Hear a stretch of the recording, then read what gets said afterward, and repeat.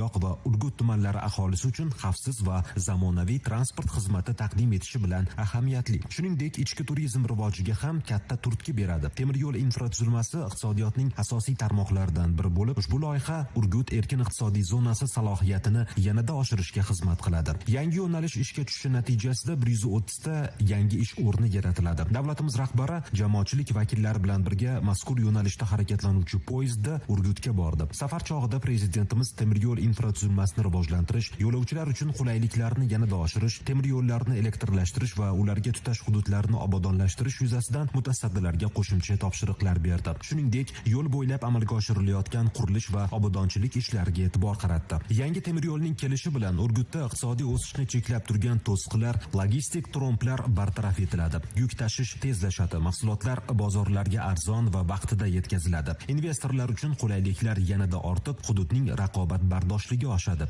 Eng muhimi, hududda yaratilayotgan yangi imkoniyat